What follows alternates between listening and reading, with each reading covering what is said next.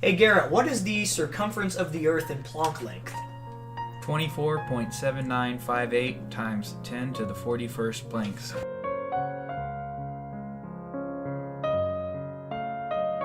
Hello everybody, and welcome to the Undercast. Today we are going to be exploring one of the most interesting minds that I've ever had the pleasure of meeting, Garrett Weigel. You've heard him a lot, mentioned in our previous podcast. Introduce yourself, Garrett. Hello everybody, my name is Garrett. He's got him. Thank you so much. Hello everybody, I'm Garrett. Well, that is it. He did introduce himself. The end of the podcast. All right, let's go home, boys. So, Nikayo, what are we going to be doing today besides introducing Garrett? We're going to be questioning the hell out of him. Yes. To get to the inner core of who he is as a human, obviously.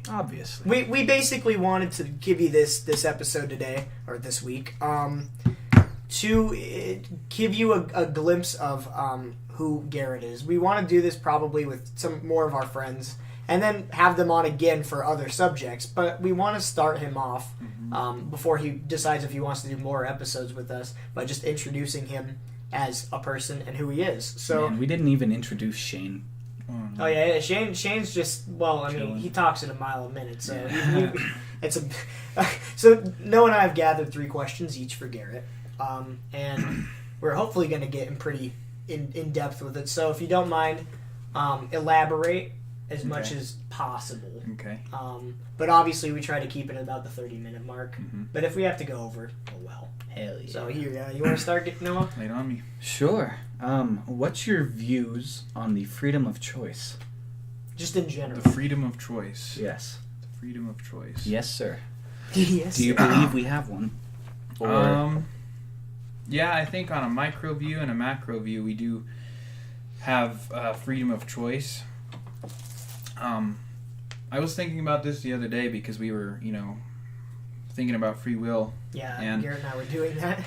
I came to an unproven thesis or a hypothesis theory that we don't have maybe freedom of choice moment to moment, but we have free intellect moment to moment, and your free intellect will determine your choice at that moment. So are you saying that there's like a subconscious thing that we do without necessarily consciously making that decision, like breathing, cells that are reproducing, our minds that are working to do like tasks while we're doing other things, not necessarily multitasking, but holding a pencil while thinking? We're not consciously making the decision to hold that pencil. I think that your preconceived ideas and processes of thinking and ways of thinking and your mindsets about things will automatically determine a choice, and you don't determine that choice on the spot, but your ways of thinking are what determine that choice. You have the ability and complete power to change the way you think and the way you process things in your mindset, and then that will create your choices. But I don't think like moment to moment your choices can be like changed. They're already dictated by your ways of thinking and understanding. That actually makes a lot of sense. I read somewhere that there are a couple stages to freedom of choice, and one of them was it was like they graded them on how much freedom of choice you had to make that decision. So like stage 1, complete freedom of choice. Stage 2, like maybe you're super hungry, so you'll do a little things out of the ordinary. I think stage 3 was the whole based on cultural. You've grown up thinking this way, therefore you'll pretty much instantaneously do said thing without even giving it enough thought. But obviously, yeah. So if you want to make good choices, then you need to have good mindsets, and you need to have a correct way of thinking. And the only correct way to get a correct way of thinking is to one, have a relationship with God and read His Word and listen to what He has to say, so you can receive the correct way of thinking for you. Otherwise, you can't do that. You can't make good decisions, I don't think. Yeah, that's fair. I just a theory, but I'm pretty solid on it. Well, I mean, that kind of goes in with the second question I was going to ask you, but do you want to piggyback back and forth? Yeah, You'll go. do one? Okay. Yeah. So my first one is, this one's a little bit broad, Okay. because I'm not listing types, but what type of person would you consider yourself to be? As in, like, I probably should have narrowed it down a little bit. Who, not like a little bit of, who do you think you are kind of thing. Who do you think you are? Well, who I think I am currently is broad as well, because I'm not really sure what my exact God-given identity is at the current moment in time. I can't explicitly say it and pronounce it, but I have a feeling of the things that I'm supposed to do and who I am as a person, who I'm called to be, but I can't verbalize it. All right. Do you know what some of those things are? Well, I know that I'm supposed to be nice to people. That's because I focus on that, because I know that Garrett particularly is called to love people. Yeah. Time to time. Heck yeah. Yeah, So, I love that, I bro. know that sounds like general and broad, but for me, that's what I am, you know? No, I understand. I think that's pretty good. Mm-hmm. I think you're doing better than most people. Oh, yeah, definitely. Well, yeah. He's got me by a mile, man. Yeah. We shouldn't compare each other I know. because we all have different benchmarks that aren't quite compatible. I think really you should only compare yourself with a future you versus a past you, not dwelling on the past, but in a growth mindset way, I suppose. I agree. But yeah, definitely, I do think that you're a rare breed in terms of, not that you have the power that a lot of people don't. I think you just recognize that you as a human have the power to change your mindset and thinking and have the discipline, or at least choose to.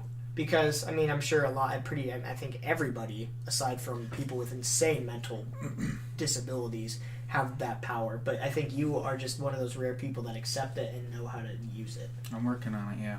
Yeah. That's great. Second question? You go. All right.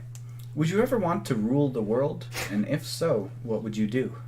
That's a good question. Yeah, I think I would want to rule the world. All right.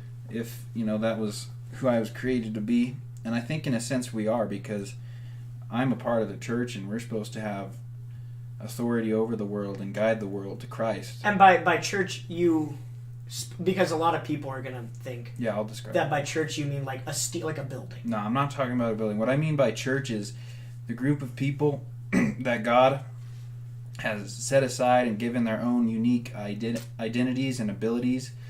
And with those, they come together. They're not the same. They're all different. And they work together in unison, and they bring the world to Christ. And I think that's how we are kind of supposed to rule over the world. So if you were to rule the world, you would try to bring everybody closer to Jesus? I would do what God is asking me to do moment to moment, because only God knows what needs to be done to complete the job the correct way. I mean, I could just go and do missions work and crap, but if it's not what he wants, if it's not particularly what needs to be done at the moment, that it may be incorrect. So if I was the leader and I were to rule over the world, I would be God-inspired, doing what needs to be done from the eyes of God. I think that's where a lot of also believers get a really bad rap, is because, well, first off, that's why I made you specify church, because a lot of people, they'll hear that word and they'll be like, oh, that's that place where they ask me for money and they try to force me to go on a mission trip, which is why I don't necessarily like church as what it currently is. Yeah, I don't think the church right now is in a good form. We're struggling very hard. I think it's always kind of struggled throughout history. Yeah. So believers inevitably, whether they are religious or not, and by religious I mean like the bad religious, where you are doing something into the form where it's entrapped you, when really it should just be, if you're going to choose to believe in a God and you're going to want to have a relationship with him, not be religiously confined to the walls of a church where and mistake your identity for like, I'm going to go on mission trips and give all this money and all this, because that's not why, necessarily church. That's why probably I'd want somebody like you leading the world if you were to, because you're not like, somebody maybe like Billy Graham, or just a big huge mega church leader who'd probably force everyone into a message every night. So my question then is, how do you know what you're hearing from God? And I don't mean to challenge you, but No, it's all No, right. I think that's actually an interesting question. 'cause- Because if we're going to go on that topic. yeah, I myself, I'm a Christian, and so I pray every night, and I don't know if I've directly heard anything from God. Absolutely. So my question is, and how do you know if you do hear something from God? And that's, how do you know? Okay, that's a very good question, because I myself do struggle with that. Absolutely, I think we all do. Very few people don't struggle with that, if any people. So, how you know you're hearing from God? I'm not going to give any personal examples because I have very few to choose from, but I believe that when you hear from God, it doesn't necessarily need to be like words in your mind that you hear or an audible voice or anything. It has so much a wide place that it can come from. It could be, you can see something in a movie and that could speak to you, and it could be God leading that, or you could be reading a book and you could get something out of that God directed to you. You could be talking to a person can come and talk to you. You could just get some words in your head. There are so many ways that God can speak to you, and it takes practice to determine whether it's Him or not, and whether it's God or not, and I haven't got there myself yet. But when God speaks to you, it will never contradict the Word, and it should give you life. You should feel like life has been spoken into you when you hear from God.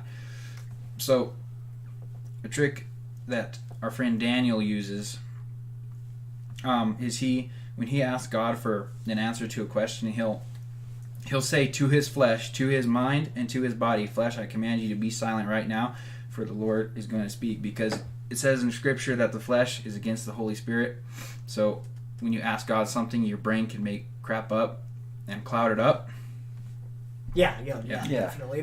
Because you want to be, like you were saying, everything can speak. Everything can speak. Everything It doesn't does mean speak that. too. Yes, everything. And also I think we can also be distracted by things that aren't, that God isn't using at the time. So I mean, discernment I think comes into play. But I mean, I think on a whole everything does speak. And by that I mean there is Rob Winship. We've talked about him before. He's a very wise man that we know. And he is, I suppose, would you call him a pastor, really? Maybe A leader. I don't know. I If guess that's just a correct term. leader, or just somebody in our lives. Because he's not like a youth pastor or anything. He's just somebody that knows what he's talking about in terms of like biblical knowledge. Yeah. He loves using the Matrix series and Fight Club as some really, really life-giving examples. And that's just kind of proof that a lot of things can be used to speak to you. So, I get what you're saying. I also have some add-ons to that. If you want to hear God, you need to set aside a time where you're silent and you're still, where you put down your phone, you get off YouTube, you stop your homework, you stop listening to music, you get away from as many distractions as you possibly can, and you set aside a certain amount of time every day for you to be spoken to. And also, you need to worship God, and not necessarily worship as in, throwing your hands up and screaming at church and worshiping, but worshiping your whole entire life throughout your day by being righteous and being called, doing what you're called to do, and worshiping through your righteousness. That will definitely help. Yeah, definitely. I think wow, it's very. I think that's a pretty good sign when you can ask somebody a lot of questions of where they're given a certain power in theory with that question, and their first thing is to go to, instead of I'd just correct everybody, is I'd actually listen to what I'm being told and lead through that. I think that says a lot about a person, actually. Yeah. Definitely. Did you do your second question? That was my second question. So my second question, we have 3 each. This one, I guess you've kind of been talking about the whole time, I guess, but what are your core values, you'd say? If you could pick, maybe, should we do even one core value? We can. Or how many would you say you have, I guess, so we can elaborate on that? Core value. It's pretty tough. What is the core value that is your most powerful core value that you believe in? Your own Probably philosophy. a core value that I believe in is hard work. All right. hard work doesn't necessarily mean like back-breaking work like shoveling dirt or some crap. It means persistence, determination, strategy, and everything that you do in everything in your life. So that's very important for me. I do struggle with that, and that's why I have to keep it on my mind all the time to work hard at things. You know, if it's school, I need to put in the work to get sufficient grades. If it's piano, I need to work hard at practicing. If it's making stuff, you know, crafting, I need to practice. I need to research things. Give me another example. Something that I could work on. A very wise man named Ron Swanson from... he actually said he's from Parks and Rec. It's a great show. But his character said a very, very true quote. If you're going to end up half-assing two things, just whole-ass one thing. Because that's way more... It's going to be way more beneficial in the end for everybody in that case.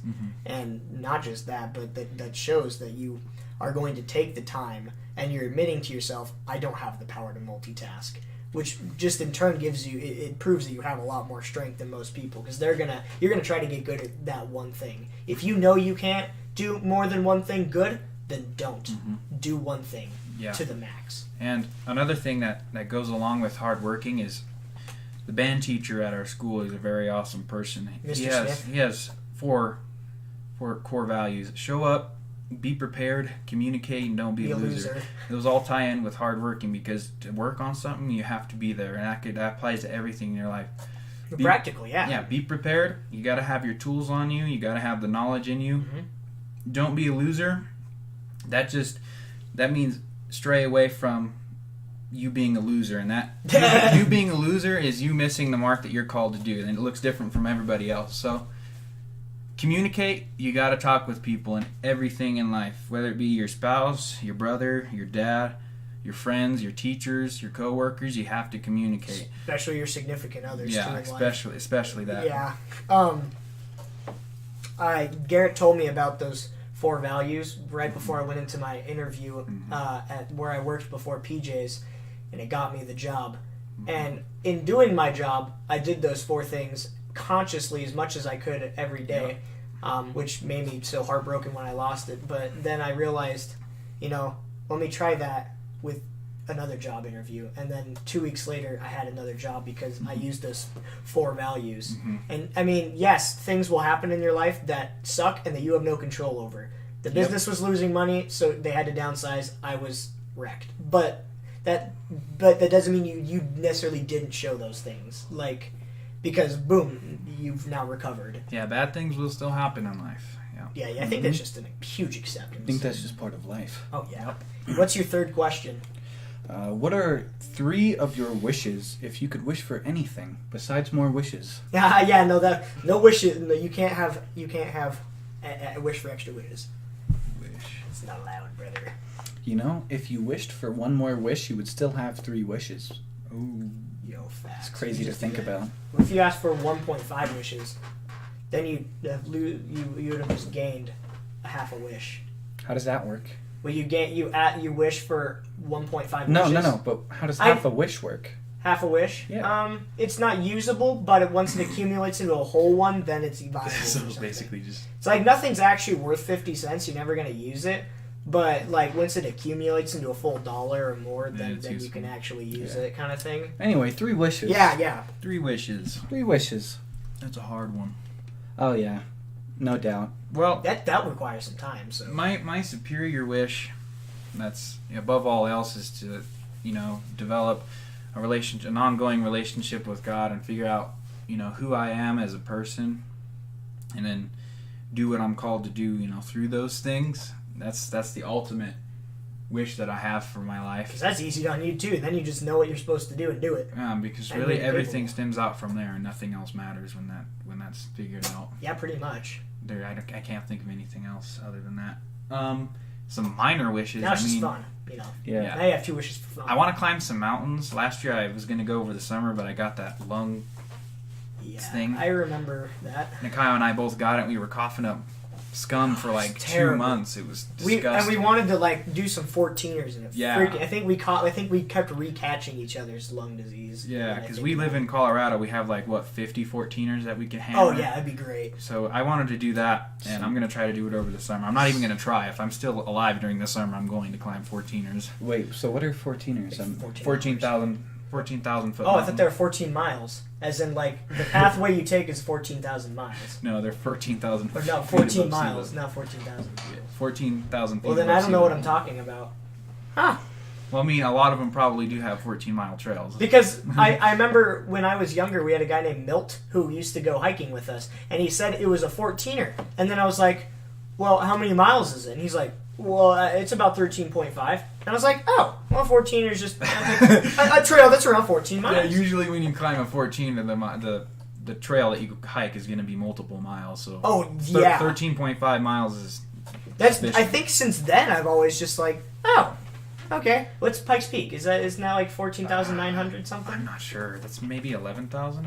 No, because we went to a gift shop and they Yeah, all look had. it up real quick. How tall is? It might be Pikes. 14. I'm not sure. I don't think. Yeah, it's 14,115. Oh, okay, So I was cool. kind of close. Yep. I was like 30 off. Third And, wish. and if no Yeah. 14ers, we can do smaller mountains. It's not much of a difference. So you want to do that, or do you yeah. have the capability to do that? No, I wish to over the summer. Oh, okay, facts. All right, Oh, what's your yeah. third wish? Third wish.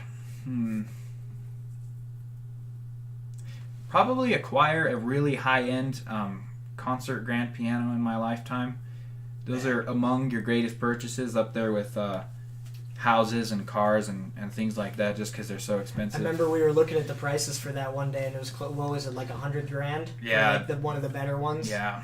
What brand was it? The Was it a Steinway? Steinway. Yeah. Steinway. Something like that. That's probably my third wish. Okay, that's pretty good. What a set of simple wishes. man. I know. He got his Simple music. He's got his activity, and he's got his identity. I love it.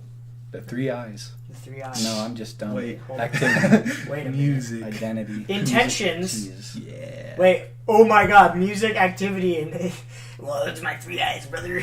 It's just Anyway. I'm a bee. All right. Let's see. Was that your third question? Yep. All right. So I got my last question. Here, this is something a little bit funny. Actually, not funny. It's more whatever. What is your opinion on the state of the world currently? That's a good question. This is more a little I guess kind of could be controversial because it goes a little bit into politics too if you really Kinda. think about it. Well, I didn't intend it to be. state of the world. I don't really have an input as to what the world is like because I don't watch news. I don't read newspapers. I don't have like many social medias Dude, that give me that facts. input.